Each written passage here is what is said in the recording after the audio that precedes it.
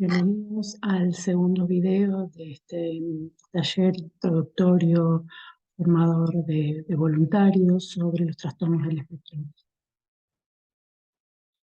Voy a compartirles pantalla y vamos a repasar lo que vimos en el video anterior, que es un poco el recorrido histórico del concepto de autismo, de TGD o de trastorno del espectro autista, dependiendo del momento al que nos refiramos, en donde aparecen, bueno, los pioneros en mencionar este término para luego conocer a dos personas que son las primeras que hablaron de casos clínicos, como fueron Asperger y Leo Kanner, las distintas modificaciones en el Manual Diagnóstico y Estadístico de los Trastornos Mentales, y una subclasificación que aparece en el DSM-4. En este momento del Manual Diagnóstico y Estadístico de los Trastornos Mentales, como son los DSM, las sucesivas versiones del DSM, en la versión 4 aparece en 1994 y en ese manual se consideran los trastornos generalizados del desarrollo como una perturbación grave y generalizada de varias áreas del desarrollo en habilidades tales como la interacción social, las habilidades para poder comunicarse y la presencia de un patrón de comportamiento e intereses comportamiento o intereses restringidos y estereotipados. Decía el manual que además a estos niños estas alteraciones cualitativas son impropias, no son las esperadas para la edad de desarrollo, o sea, la edad cronológica o la edad mental del niño. Y ahí tienen, bueno, dificultades a la derecha de la diapo, dificultades características de los niños que presentan esta condición, como son el retraso del lenguaje, los problemas del sueño, rechazar el contacto físico, estar tristes, interés excesivo por algunas cosas, por objetos o partes de los mismos, no hacer contacto visual, intolerancia a los sonidos, determinados sonidos, no sé si está del todo correcto los sonidos fuertes, preferir jugar solo y muchos de ellos hiperactividad. El DCM explicaba, aclaraba que a excepción del síndrome de Rett, hasta el momento no tenemos todavía marcadores biológicos que permiten hacer un diagnóstico de laboratorio, por decirlo de alguna manera, de los trastornos generalizados del desarrollo. Por lo tanto, el diagnóstico de este grupo principalmente se basa en las manifestaciones clínicas, ¿sí?, conductuales. Y para el DSM-4 existían subtipos, que eran el síndrome de Rett, el trastorno desintegrativo infantil, el autismo, el Asperger no especificado. Además, en ese momento se tomaban en cuenta las principales características del síndrome de Asperger. La Wing y otros autores consideraban que las características sobresalientes del Asperger eran la falta de empatía, presentar una interacción ingenua, inapropiada y unilateral. Y ingenua, como su nombre lo indica, son personas sumamente inocentes. Inapropiada porque se les suele decir que no tienen filtro, que dicen las cosas sin pensar mucho, incluso cosas que pueden doler o lastimar al otro. Y unilateral, porque muchas veces, bueno, esto no tienen en cuenta al otro y además pueden hablar incesantemente sin registrar si el otro está teniendo o no interés. No solo por esto de poder decir algo que los lastime, sino porque muchos de ellos no tienen el feedback que necesita una comunicación. Poca o ninguna capacidad para formar relaciones de amistad, aunque ahora en la evaluación con adultos se está viendo que esto no es tan así. Habla pedante, ¿sí?, se los llama cuando son niños pequeños profesores. Habla pedante y habla repetitiva, ¿sí?, insisten con un tema. Pobre comunicación no verbal, en general son personas que tienen bastante pocos gestos en su cara, en su rostro, o por el contrario son personas que tienen muchas veces una risa casi constante, medio inmotivada. Intensa absorción por ciertos temas, ¿sí?, los convocan mucho esos temas, los convocan y no permiten que presten atención a otras cosas, y hasta que no resuelven el tema que los convoca, no pasen de tema. Yo hace poco evalué a un adulto que desarmó, por ejemplo, desarmó toda la instalación eléctrica de la casa, la entendió, cómo funcionaba, no pudo aprender bien, hasta que no aprendió bien cómo funciona la instalación, bueno, la desarmó, la tuvo desarmada hasta que logró armarla nueva. Y, por último, movimientos torpes y mal coordinados y posturas extrañas. Muchas veces los Asperger tienen hiperlaxitud, son gente sumamente flexible, pero además algunos de ellos son desgarbados y la torpeza se ve comúnmente en la mala letra y en la dificultad para aprender o ser deportistas y en concreto niños en jugar al fútbol. Además tiene bastante dificultad con el manejo de la derecha e izquierda, del esquema corporal y espacial. Los criterios de Gilbert y Gilbert, que fueron los que se tomaron más, de manera más importante, más fuerte en el mundo para síndrome de Asperger, son déficit social, que lo llama egocentrismo extremo, incapacidad para interactuar con compañeros, falta de deseo para interactuar con compañeros, falta de captación de claves visuales, conducta social emocional inapropiada. Para este autor se deben cumplir 2 de estos. Interés focalizado, uno de estos se debe cumplir, exclusión de otras actividades, o sea, no hacer otra cosa por el interés que los convoca, adhesión repetitiva y más por repetición que por significado. Y el tercer criterio, esta es eh, Greta Thunberg, perdón, rutinas repetitivas impuestas, ¿sí? En la vida de uno y en la vida de los demás. O sea, todos tenemos que ir por este camino para llegar al colegio.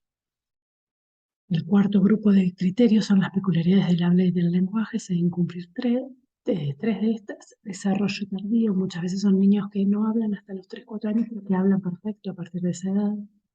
Lenguaje expresivo aparentemente superficial, superficialmente perfecto. ¿Por qué? Porque hablan muy bien, pero no necesariamente logran comunicarse con su interlocutor. Lenguaje formal y pedante. Muchas veces se observa que el habla de estos niños no condice con el nivel educativo de los padres.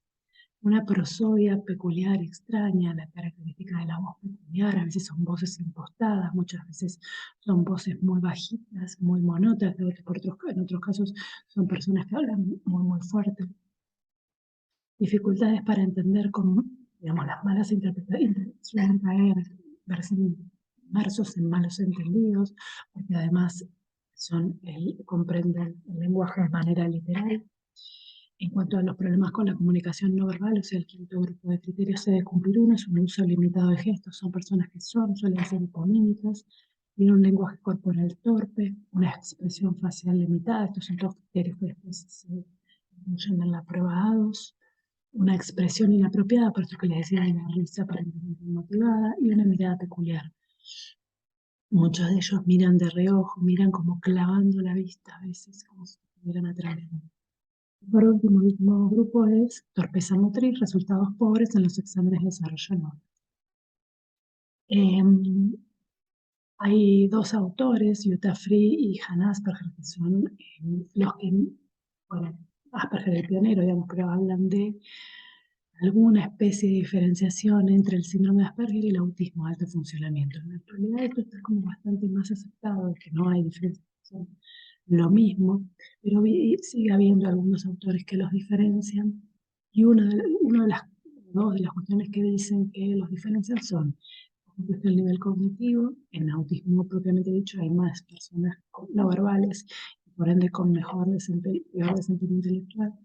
Lo mismo ocurre con la inteligencia, entonces el lenguaje y lo cognitivo estarían como muy asociados y además un nivel de autonomía más descendido en las personas con autismo respecto de las que tienen síndrome. Entonces, si volvemos a este cuadro que estábamos viendo en el video 1, Zuccareva es la pionera, además, digamos, quien acuñó el concepto de autismo. Kanner en el 43, Asperger con el disturbio autista como algo emocional, Asperger en el 44 como psicopatía autística, luego reacción esquizofrénica, luego trastorno profundo y pervasivo, invade toda la vida del sujeto, dividiendo autismo de menos de 30 a más de 30, luego viene el DSM-4 con la subdivisión entre autismo, Asperger desintegrativo, red y no especificado, y por último, El Manual Diagnóstico y Estadístico de los Trastornos Mentales en su quinta versión, eh, modifica los criterios que aparecían en el DSM-4 y en vez de eh, poner tres grandes ejes, lenguaje, social y conducta, pone dos grandes bloques de dificultades. Lenguaje social, porque entiende que el lenguaje agrupa el lenguaje con lo social, porque entiende que el lenguaje es comunicación, comunicación con un otro, y todo lo que tiene que ver con conducta. Y por primera vez aparecen ahí mencionadas las cuestiones sensoriales, recién en el DSM-5. Y por último, en marzo de este año aparece el DSM-5-TR, texto revisado, en donde consigna que los criterios, estos que acabo de describir, tienen que estar todos presentes, no algunos, todos presentes. Es un gran cambio, ¿sí? Entonces, volviendo a la clasificación de SM4, porque quiero explicar algo, no porque permanezca, sino porque quiero retomar algo de ahí, decíamos en ese viejo manual que había un grupo de niños con autismo, un grupo de niñas con síndrome de Rett, un grupo de niños con síndrome de Asperger, un grupo de niños con trastorno integrativo infantil, y un grupo de niños con TGD no especificado. TGD no especificado, empiezo por ahí porque es más fácil, eran los niños que tenían conductas autistas, pero que no alcanzaban a cumplir los criterios. Lo que se vio es que se empezó a utilizar esta categoría residual para ponerle ese diagnóstico a los niños. Eso se eliminó posteriormente del DSM. El trastorno autista era el niño que tenía estas dificultades en el lenguaje, en lo social, en la conducta. El síndrome de Asperger eran los niños que tenían estas dificultades que acabo de mencionar, pero además habían tenido un correcto desarrollo del lenguaje y un correcto nivel cognitivo. El trastorno desintegrativo infantil eran niños que habían tenido un desarrollo aparentemente típico, y que en un momento de la vida empezaban a perder habilidades, por ejemplo, dejaban de hablar, por ejemplo, empezaban a hacerse pis encima, pero que cumplían los criterios de autismo, o sea, perdían y a la vez tenían esta característica. Y el síndrome de Rett, o el trastorno de Rett, era un trastorno con conductas autistas que le ocurría a niñas. Le ocurría a niñas, hoy lo sabemos en genética, que está alterado es el MEP-P2, le ocurría a niñas no porque a los niños no los pueda afectar, sino porque los niños que nacen con esta condición suelen morirse rápidamente. Entonces, por eso decían que era un trastorno de exclusiva presencia en niñas. Pero eran niñas que presentaban conductas autistas y que además tenían algunas conductas prototípicas, como por ejemplo una conducta repetitiva como de lavado de manos, empezaban a perder el lenguaje, se detenía el crecimiento de la circunferencia craneana, o sea, el cráneo no se desarrollaba a la velocidad que se tenía que desarrollar y en consecuencia esa microcefalia estaba relacionada con un no crecimiento del desarrollo del cerebro. Y bueno, por ejemplo, mala circulación, y esto hacía que tengan ya era mala circulación y se denotaba en los pies y manos frías, etc. Esta subdivisión, bueno, pasó a desaparecer a partir del DSM-5, primero porque el síndrome de Rett se eliminó, por esto que digo, que se aisló el gen. El trastorno desintegrativo también se decidió eliminar del DSM porque se consideró que no había tanta casuística a nivel mundial y entonces lo que después de este grupo pasó al DSM-5 es el autismo, el síndrome de Asperger y el desintegrativo, ¿sí? Estos tres se agruparon en lo que conocemos hoy como trastorno de espectro. Para el DSM-5, publicado en el 2013, el trastorno de espectro del autismo son déficits persistentes en comunicación social e interacción social, comunicación social, lo ven ahí, en múltiples contextos, eh, alterando, afectando la reciprocidad socioemocional, conductas comunicativas no verbales usadas en la interacción social para desarrollar, mantener y comprender relaciones. O sea, tener dificultades y además patrones repetitivos y restringidos de conductas, actividades e intereses, al menos dos, actuales o pasados, movimientos motores, uso de objetos, habla estereotipada o repetitiva, insistencia en la igualdad, aparece lo que decía Kanner en el comienzo, adherencia inflexible a rutinas o patrones de comportamiento verbal y no verbal ritualizado, intereses altamente restringidos, obsesivos que son anormales por su intensidad o su foco, hiper o hiporreactividad sensorial, acá aparece lo sensorial que les mencionaba, o interés inusual en aspectos sensoriales del entorno. Son los dos criterios, o sea, los tres criterios del DSM-4 que se agrupan en dos para el DSM-5 y pasan a ser la definición o el componente de la sustancia de lo que llamamos trastorno. Los síntomas deben estar presentes en el periodo del desarrollo, o sea, nadie se vuelve autista a los 25 años, pero sí hay gente que no está diagnosticada a los 25 años, por eso es otro tema, ¿sí? El desarrollo temprano, y causan alteraciones clínicamente significativas.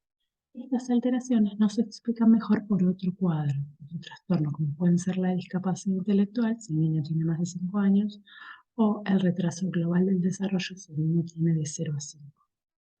Dice el DSM, lo que en el DSM-4 llamábamos trastorno de Asperger o trastorno autista, síndrome de Asperger o trastorno de Asperger y trastorno generalizado del desarrollo, a partir de ahora van a recibir el diagnóstico de trastorno de espectro del autismo.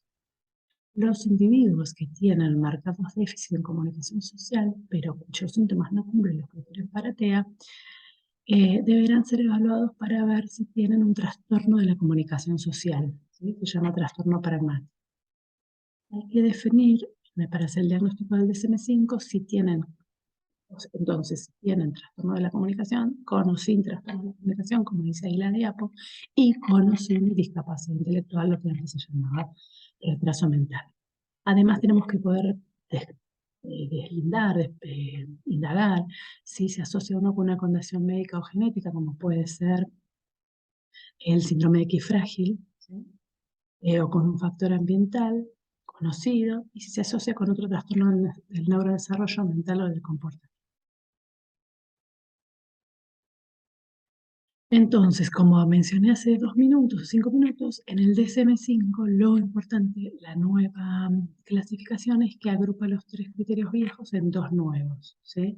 Y en el DSM-5-TR, texto revisado que aparece en marzo de este año, se remarca que se deben cumplir todos los criterios y entonces le está nuevamente dando lugar a la dificultad de procesamiento sensorial. ¿Sí? Porque lo que se viene viendo hace muchos años es que las personas con TEA tienen mucha dificultad en lo visual, en lo auditivo, en lo táctil, en lo olfativo, en lo gustativo, en lo interoceptivo, en el reconocimiento de los estados externos. Las mujeres adultas TEA, por ejemplo, tienen muchas de ellas problemas de infecciones urinarias porque no registran la necesidad de ir al baño a orinar y entonces se dejan estar o no toman agua. Y además, por ejemplo, muchas personas tienen selectividad con los alimentos, el tacto es un sentido que está conformado por el frío, el calor, la presión, el dolor, y uno de ellos, tiene que ver con, por ejemplo, la temperatura de los alimentos, o por ejemplo, que eligen los alimentos en función de su color, su textura, bueno, ya lo dije, su temperatura, ¿sí? Bueno, entonces a partir de esta nueva edición del manual es que se empieza a prestar mucha atención a estos aspectos.